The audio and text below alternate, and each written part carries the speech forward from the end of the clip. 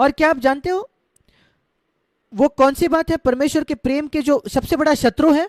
वो बहुत जरूरी है ये समझना। परमेश्वर के सबसे बड़ी बात जो हमें बाधा डालती है परमेश्वर से प्रेम रखने से, वो है पाप। हाँ, पाप तो है, पर यीशु मसीह ने कहा लूका 16 में,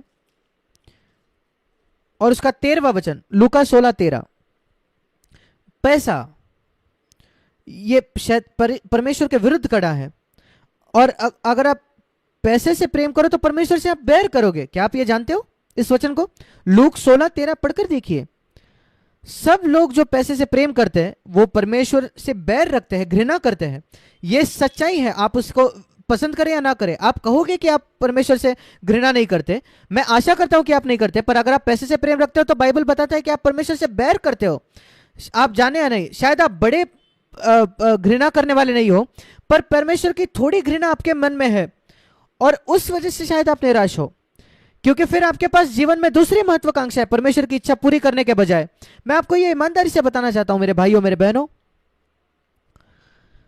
अगर आपके जीवन में कोई और महत्वाकांक्षा है आपके इस पृथ्वी के जीवन पर, इस महत्वाकांक्षा को छोड़कर कि उस योजना को पूरा करना जो परमेश्वर ने आपके जीवन के लिए बनाई आपके जन्म के पहले, आपकी कोई और योजना अगर होगी तो आप जरूर निराश होंगे, एक दिन या दूसरे दिन, या शायद अपने जीवन भर आप निराश रहोगे। पर अगर आप ये बात डिसाइड करो कि मेरे जन्म के पहले प्रभु, भजन 139 उसके 16वें वचन के हिसाब से तेरे पास मेरे जीवन के लिए एक योजना थी। तूने योजना की कि मेरे किससे शादी करूं, मैं कहां जीऊंगा, मैं कितना पैसा कमाऊंगा, मेरे माता पिता कौन होंगे, और बहुत सारी बातें मेरे जीवन पर जिस पर मेरा कोई नियंत्रण नहीं है। और जो परिस्थितियां हैं मेरे जीवन के, जो लोग मुझे प्रोत्साहित करेंगे, जो लोग मुझे निराश करने की कोशिश करेंगे, आपने ये सारी बातें निर्धारित की है, ठहराई है।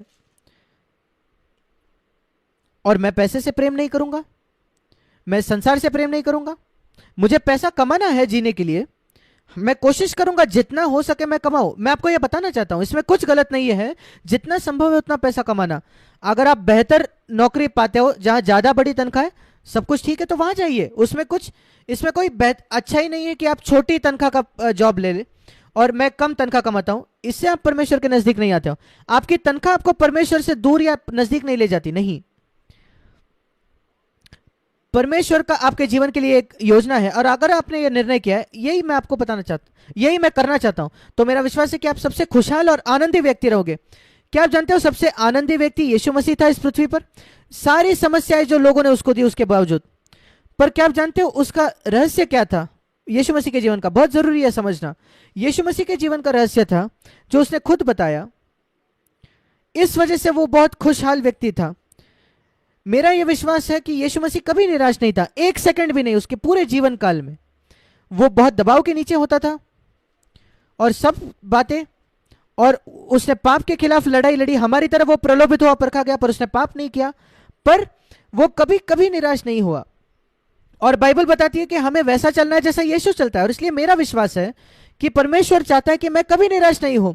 यही आप आपके हृदय में विश्वास रखते हो। सबसे पहले परमेश्वर ने मुझे बुलाया है कि मैं वैसे चलूं जैसे यीशु चलता था। यह बिल्कुल स्पष्ट वचन है, मैं आपको यह दिखाना चाहता हूं। अगर आप नहीं जानते थे तो 1 यूहन्ना उसका 2 अध्याय और उसका 6 वचन, अगर कोई कहता है कि आप मैं मसीह में हूं और मसीह मुझ में है, तो आपको चाहिए कि, इसका मतलब यह आपकी जिम्मेदारी है कि आप भी वैसा ही चले जैसा वो चलता था, मतलब जैसे यीशु चलता था। यीशु मसीह जैसे बनना नहीं, उसको उसके जैसा बनना, वो लिखा है 1 यूहन्ना 3 अध्याय उसके 2 वचन में। हम उसके जैसे बन जाएंगे जब वो वापस आएगा। हम पूरी तरीके से मसीह के जैसे नहीं बन सकते जब तक कि वो वापस नहीं आता। ये हमारा पूरा व्यक्तित्व रहेगा, हमारा जो हम नहीं जानने वाला भाग है, और जिसको हम जानते हैं सचेत और अचेत भाग, जो सिर्फ 10% होता है सचेत भाग, हम पूरी तरीके से मसीह के जैसे तभी बनेंगे जब वो वापस आएगा। पर तब तक हमारे सचेत क्षेत्र में हमारे जीवन के वो सिर्फ 10% है। हमें वैसे चलना है जैसे यीशु चलता था, और ये एक संतुलन है। मैं कभी भी यीशु जैसा नहीं बनूंगा जब तक वो वापस नहीं आता। और इसलिए मैं पहचानता हूं कि मेरे जीवन के अंदरूनी अचेत जीवन के ऐसे कुछ क्षेत्र होंगे जहां मैं यीशु जैसा नहीं हूं, जो मैं धीरे धीरे मुझे वो जानकारी मिलती है। पर मेरे सचेत क्षेत्र में जीवन के, जब बाइबल मुझे कहती है कि मुझे चलना है जैसे यीशु चलता था, वो जरूर मुझे सामर्थ्य देगा कि मैं उसकी तरह चल पाऊं। क्या आप कल्पना कर सकते हो, एक पिता अपने बेटे को भेजता है कुछ खरीदने के लिए और उसको पैसा ही नहीं देता वो खरीदने के लिए। मुझे याद है एक बार मेरा बेटा बहुत छोटा था, मैंने उसको मार्केट में भेजा कि वो ब्रेड लेके आए, वो नजदीकी दुकान था, वो भाग गया, तुरंत भाग गया। कितना ही आज्ञाकारी मेरा बेटा था, वो शायद 9 या 10 ही साल का था, और बहुत जल्दी वो वापस आ गया, वो भागते वापस आया। मैंने कहा क्या हुआ? उसने कहा पापा पैसे दो। वो पैसा लेने के बिना ही भाग गया था ब्रेड लेने के लिए। मैं उससे क्या अपेक्षा कर रहा था? क्या मैं अपेक्षा कर रहा था वो कहीं जाकर कमाए, वो पैसा कमा कर ब्रेड लाए? नहीं। जब मैंने उसको कहा जाकर ब्रेड खरीदने के लिए, मैं अपेक्षा करता था कि वो कहे कि पापा मुझे पैसे दो, जरूर। और ये अपने जीवन को लागू करे। और जब परमेश्वर आपको कुछ भी चीज करने को कहता है, वो बिल्कुल ये अपेक्षा नहीं करता कि आप खुद उन संसाधनों को उत्पन्न करो ये करने के लिए। वो कहता है मुझसे मांगो, सामर्थ मांगो वो करने के लिए, मुझ पर आकर वचन मांगो क्या कहना है।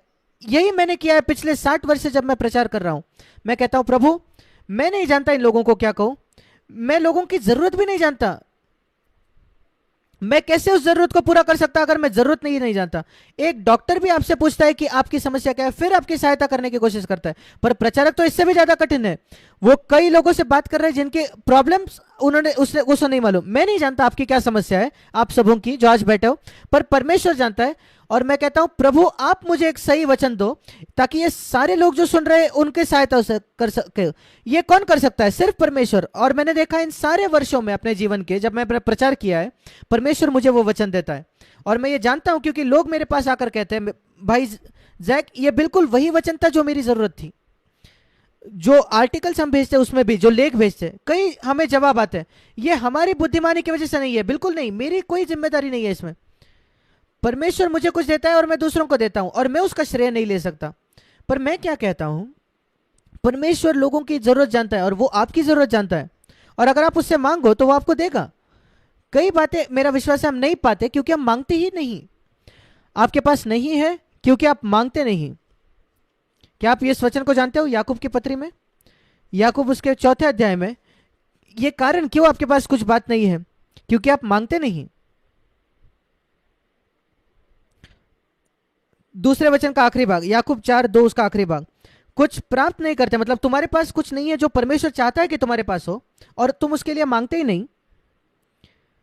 आप असहाय होकर यीशु परमेश्वर के पास आकर नहीं कहते कि प्रभु ये मेरी आवश्यकता है। तो प्रोत्साहन का परमेश्वर है। मैं अपने आप को प्रोत्साहित करने की कोशिश कर रहा हूं, मैं नहीं कर सकता। मैं चाहता हूं प्रभु तू मुझे प्रोत्साहित कर हर दिन, क्योंकि मैं एक ऐसा व्यक्ति है जो हमेशा निराश हो जाता हूं। और तू कहता है कि तू प्रभु का प्रोत्साहन का परमेश्वर है। मैंने वो रोमियो 16 में पढ़ा है। अब प्रभु मैं नहीं चाहता कि ये वचन मेरे विषय में कहा जाए कि मेरे पास ये नहीं है क्योंकि मैंने मांगा नहीं। मैं मांग रहा हूं प्रभु,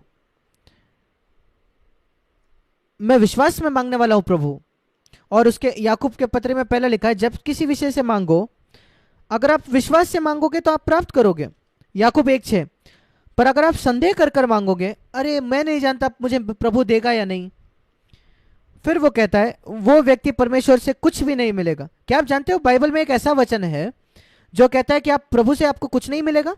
ऐसा एक वचन है, याकूब 1:6। अपेक्षा ही मत करो कि आपको प्रभु से कुछ मिलेगा। किसको वचन कहता है कि कोई अपेक्षा मत करो कि आपको प्रभु से कुछ मिलेगा? हिंदी में 7वां वचन, जो किसी विश्वास के बिना कुछ मांगता है। ये ऐसा है कि आप आपके संसार के पिता के पास जाते हो, पृथ्वी के पिता, पापा मैं आपसे कुछ मांगने वाला हूं, पर मैं जानता हूं कि आप मुझसे प्रेम नहीं करते, मैं जानता हूं कि आप मेरी देखभाल नहीं करोगे, मैं जानता हूं कि आप मुझे नहीं देने वाले।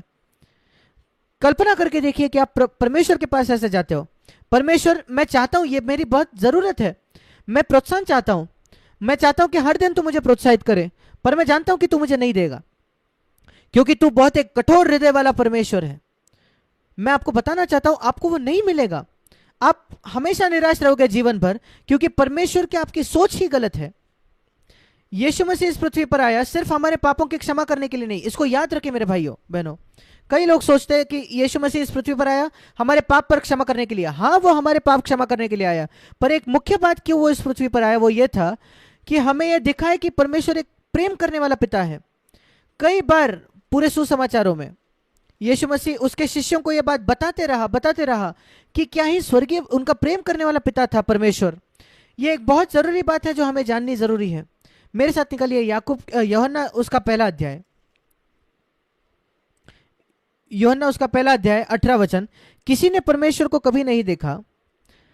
इस संसार में कई लोग हैं, सब लोग हैं जो परमेश्वर की गलत सोच रखते हैं, क्योंकि वो कल्पना करते हैं कि परमेश्वर कैसे। और मैं आपको भी बताना चाहता हूं, कई विश्वासी और शायद आप में से भी कुछ लोग, आपकी एक सोच है परमेश्वर के विषय में, कल्पना है जो बिल्कुल गलत है, गलत हो सकती है।